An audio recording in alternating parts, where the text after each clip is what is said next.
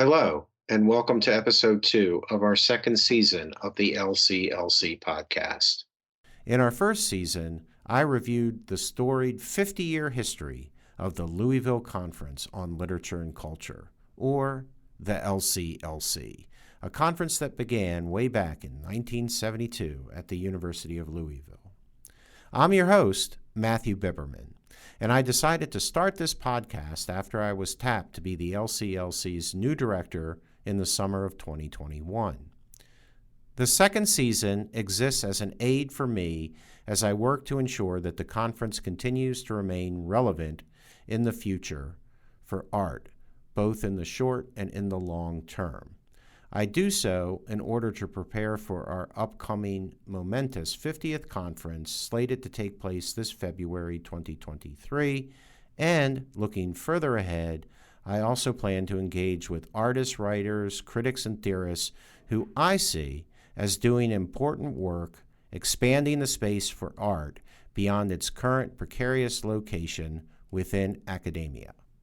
In this episode, I talk with my colleague, Mark Allen Mattis. Mark is an assistant professor of English at the University of Louisville and a member of the LCLC organizing committee. His edited collection, Handwriting in Early America, A Media History, is forthcoming from University of Massachusetts. And he is also working on a manuscript entitled Archival Apocrypha, the figure of Logan in Native American and Anglo-American history.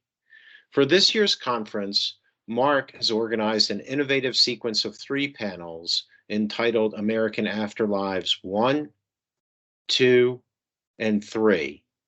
I wanted to have Mark on the podcast so I could learn more. Thanks, Matthew. So I've been a member of the LCLC committee for years now, and my training is in 18th and 19th century American studies. And traditionally, the LCLC has been a post-1900 literature and culture conference. And it occurred to me that this was an audience that was primed, really, to make connections actually across time between a pre- and post-1900 moment. Because my own training was in that area, I had a particular personal investment. But it's also the case that we've been seeing a lot of lovely scholarship and interventions in literary history's chronologies. Cody Mars and Christopher Hager's work on chronologies of American literature called Timelines of American Literature, work in book history and media studies that is transhistorical, working across the 1900 divide, and other just like lovely influences on my own work, seem to me also to be a raison d'etre for convening a conversation at a post-1900 conference involving people from, say, the Society of Early Americanists, C19, the Society for 19th Century Studies, and just a range of people working in earlier fields. Not only do we believe, that we have some insights to offer a post-1900 academe and other people involved with the conference, we think we have a lot to learn from a post-1900 moment and the reception of the archives and the texts and the histories that we think we know so well, but probably stand to learn a lot more about. So in that spirit of generating a conversation and forging new ground together, I put out a call for papers for American Afterlives, whether they were contributions to pedagogy that confounds traditional literary histories, close readings of canonical works, lesser known archives and texts, all were welcome. And we had a really wonderful response and have 11 papers lined up for 2023. Yeah, I'm looking forward to learning more about the specifics of the 3 sessions. As you know, I spend a lot of time, unfortunately, as conference director, having to run around and make sure that somebody needs a cable and somebody needs more chairs, and I don't get to learn as much as I'd like to, and that's one of the reasons why I'm doing the podcast. So your first session is called Transformations and Remediations, and that's going to be one of our online sessions on Monday. And there I see that your panelists are going to be talking about Noah Larson. They're going to be talking about Phillis Wheatley. They're going to be talking about Leslie Marmon Silko, who was a previous keynote here at the LCLC. That's really an impressive slate of writers. How do they all come together in this panel? Sure. So, indeed, heavy hitters in the archives of these presenters, and exciting just for the top line in their own right. That being said, I thought that the papers in this panel spoke together in terms of the themes of transformation and remediation, in part because of their fluency with interests in material media, and especially the remediation of writing across media. Whether it's Larson's paper by Amy Hazel at Regis University, Making Over Writing as Sewing in Nella Larson's Quicksand, we have the remediation of the category of writing, as well as literal writing in the material act of sewing, represented in the work. And so, the way that authorship has conceived of itself in terms of writing across materialities just made for a really great fit under this rubric of transformations and remediations. As you mentioned, we have a paper on Silko, as well as S. Alice Callahan, a late 19th century writer, and their uptake of the legacy of the ghost dance. This paper is written by Emma Butler Probst at the University of Tennessee, and really excited to learn how this embodied performance of the ghost dance, itself a kind of memorializing and history-making ritual as much as anything else, itself becomes transformed over time in its literary representations. And so here you see transformation, but you also see a sense of multimediality, a kind of working together of different media practices, embodied performances, and of course, writing. The same could be said for revisiting the work of Phillis Wheatley in the recent award-winning Age of Phillis, a book by Honey Jeffers. Grace Bernadette McGowan at Boston University is going to be thinking about the transformations of the uptake of the classical tradition in Wheatley and then later Jeffers. And so you have here a kind of reception history of Wheatley, but you also have a use and a continuity, but also a set of transformations of classical forms in the poetry of the later 21st century work. So perhaps not a remediation in the media studies sense, but nonetheless a remediation of an aesthetic tradition. And the same goes for both an aesthetic tradition and a media tradition in Craig Carey's paper, Pages, Platforms, and Passages, The Interactive Affordances of Early American Literature. Put in a nutshell, it's a paper about video games taking up early American narratives and remediating them from text to a digital platform, and finding the ways those affordances, those digital affordances, make newly available interpretations of this early American archive. They work well together. They're about media. They're about transformation. Let's see if they can't have a transforming conversation together. It was a perfect fit. Right. Yeah, I'm sure it's going to be a good one.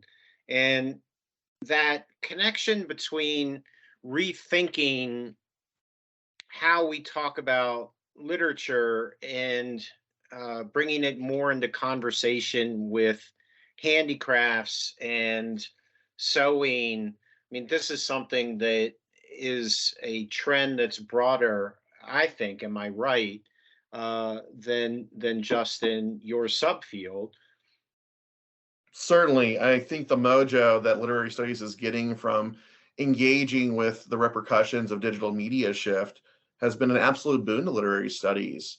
We're asking very similar questions about affordances. We're asking similar questions about art historicisms and engaging with different representational practices that are allied with certain media forms. And we're also, asking in some ways very traditional transhistorical questions about how we remember, how we create, how we make art with these new material practices at our disposal, and what is retained of the old, right? Things don't supersede each other, right? They work with each other productively, interactively over time. And, whether that's sewing and writing or printing and video games, that interactivity continues. And so while these are all, about the uptake of 18th and 19th century works or 19th century practices in the case of the ghost dance, it's nonetheless the case that these are, germane 21st century questions in terms of our own relation to the media by which we access these works. Right. Yeah, I know that we've benefited from a lot of this work that's done by our colleague Deborah Lutz, who's been interested in these connections in Victorian times and in relation to British literature and rethinking canonical authors like Austen and the Brontes and things like that. So what's fascinating for me is thinking about not realizing that that isn't just a kind of Eurocentric connection to make, but that you see it crossing over here into American studies and into Native American and ethnic studies as well. That's right. Thinking multimedially, thinking about media shift gets us out of thinking of writing as simply like the bludgeoning cudgel of the colonizer, but allows us to think of the many different material practices by which people record and express themselves in a range of communities, Eurocentric and beyond. It's also the case that expressive practices of a Eurocentric tradition can be adapted and transformed by different cultures to ends that are not simply a reiteration of the colonizers' terms, but actually remade for the needs of the people and their futures. So, when we think about the uptake of Eurocentric alphabetic literacy practices and writing in Silko, we're not talking about the reiteration, right, of the colonizers' tools or the reinscription of the colonizers' terms. We're talking about a wholesale transformation of the expressive possibilities of those technologies. In this case, for the future of the communities for whom they're written, and those are not reducible to Anglo-Americans, right? So, what a great panel in working not just across early American texts, but really early texts that are not reducible to the category of American, and nonetheless are allied. I think it's going to be great. And that segues really nicely. I see the logic now with your second panel, which you've titled American Afterlives to Aesthetics, because that's where we've ended our conversation so far, is thinking about how these things work when you contextualize them within the philosophical conversation of aesthetics. And immediately the word the sublime jumps out in Benjamin Johnson's presentation that's going to kick off that panel. And then you've got, it's really wild to realize that then we go from what we're talking about in terms of Native American practices and things like that, back into of all old spirits, Longfellow, and then into Whitman. So, am I right in seeing that the second panel goes in this direction of rethinking how aesthetics is going to work? Yeah, or if not rethinking how it's going to work, rethinking the ways that we can make claims about how they have and continue to work. So I'm immediately drawn to Eric Mabey's paper, a student here at the University of Louisville, who has a paper entitled Leaves of Grass as Contemporary Artist's Book. And he's literally doing a close reading of an artist's book that's inspired by Whitman's Leaves of Grass. And his transcendentalist, American Renaissance aesthetic, his concerns with the merge of the I and the U, his finding an aesthetic of e pluribus unum, really is a profound influence on the craft work of a book artist that he's going to be talking about. And I've had a chance actually to see this Leaves of Grass artist's book firsthand. And it is absolutely, in its material and visual construction, in its literal book binding, indebted to the transformational poetics of Whitman himself. It is the material articulation of the I and the U in productive tension and in merge in Leaves of Grass. It's also the case that there's another tradition being taken up, another aesthetic tradition beyond that of his poetics, which is that Leaves of Grass was like an artist's book itself, in part under the control of Whitman. He had a hand designing many of the editions of his books. He also took the idea of bookmaking and its attendant practices and technologies as a range of motifs that recur across his poems in Leaves of Grass. And so all these facets of his material media practices and his, we'll call it linguistic poetics, are in full display in this artist book, according to Eric Mabey. And I'm excited to learn more. So I wouldn't say it's a transformation of an aesthetic, but more like transformation of the way that we deploy an aesthetic. That's really at the heart of this panel. Again, I'm an 18th and 19th centuryist, so when I think sublime, I think Thomas Jefferson. I think this moment of shift from enlightenment to romantic sublime, and him struggling with questions of knowledge and warrants and epistemology in these moments, and relating these anxieties about knowing through these affective experiences of the sublime in his notes on the state of Virginia. I know that Benjamin Johnson's working with the Romantics, so we might say something similar about, say, Coleridge.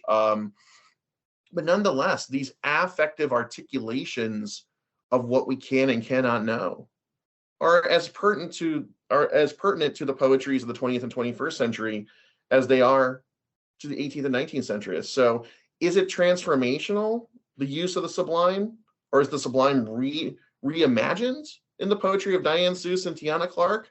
Well, maybe that's for Johnson to say, right, in his paper. But I suspect that it's going to be as many continuities as there are changes. And I look forward to learning those as an 18th centuryist who is certainly not a 21st centuryist. So I have a lot to learn. The same can be said for Joel Callahan. And you mentioned, how interesting that we're going from Native American literature to the legacy of Longfellow. And so I am just as interested in the legacies of his representational practices and how those aesthetics of those representational practices either situate, cull, bring forward, and also in some ways erase indigenous figures. As we know, Longfellow's Hiawatha is canon. What poems Callahan will actually be reading and thinking through in terms of their uptake in American modernism, though, remains to be seen. So I wait with bated breath. In the last paper, David Anthony's Molyneux, Charlottesville, and the Jew, we see another moment of becoming and othering, like the becoming and sort of othering of the Unabomber, as well as the megalomania of Ahab in Melville's work. We have a becoming that is the production of a trope of the Jew in Hawthorne, and an othering that is, right, a kind of producing of a social other in American Jewish life by their oppressors, by an Anglo-American literary tradition, and how that production of a caricature and a production of a trope together have a long-lasting legacy, like the recent violence in Charlottesville involving the Black Lives Matter protesters and their provocateurs. Right. I believe it was called the Unite the Right rally that took place, where they chanted, "The Jews will not replace us."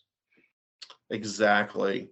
So I think that's a really great way to end the stream, is really bringing the social significance and power of literary imagination, of discourse production in this earlier moment, and making it visible in its resonance and its contemporary significance in the 21st century. And so what a great capstone to all the panels.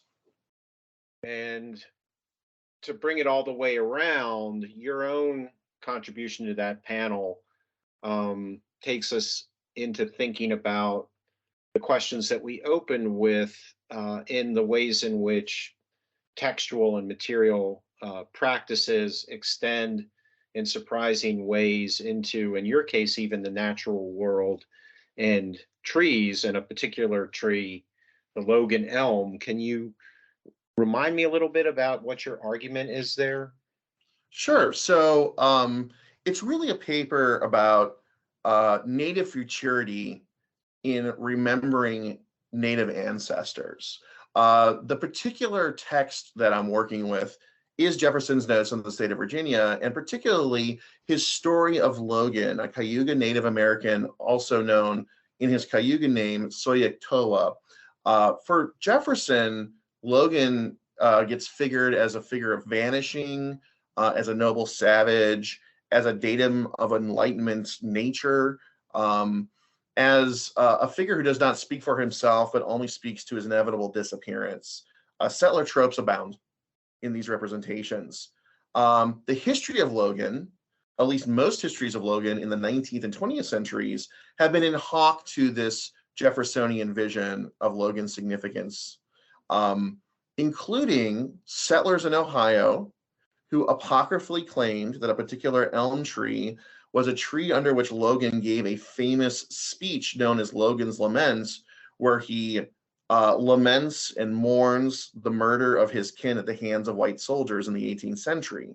Whether or not this was the actual place is besides the point, because in remembering Logan, it's not simply settler historical societies, aficionados, amateur historians, novelists, and a range of other Anglo-Americans who remember Logan in part through this tree that they apocryphally claim to be the site of this oration. It also becomes, in the 19th century, a place where Native Americans, including Logan's own ancestors through his brother's line, come to remember Logan in their own way or articulate memories that were generated far before the so-called founding of the Logan Elm. And so the paper is essentially a reception history of Logan's story by a range of indigenous people over the 19th, 20th, and 21st centuries, centered on their reflections on the Logan Elm. So I did some interviews with Logan's descendants, who reside in the Cayuga, Seneca Cayuga Nation in Oklahoma. I did some work with cultural knowledge keepers in the settler tradition in central Ohio, who actually caretake the land upon which the Logan Elm stood, and learned that the relevance of these stories is not just about their continuity from the 18th to the 21st century, but also how the memories of Logan, especially indigenous memories of Logan involving this tree, have always looked towards the future, not the future of our now, but futures to come. And so the story of Logan is not bound up then in disappearing, in vanishing, and speaking to one's people's inevitable disappearance in a range of settler tropes, but is actually about articulating a future for the people. And I wanted to shed, if not shed light, amplify the voices that have already been saying that for hundreds of years.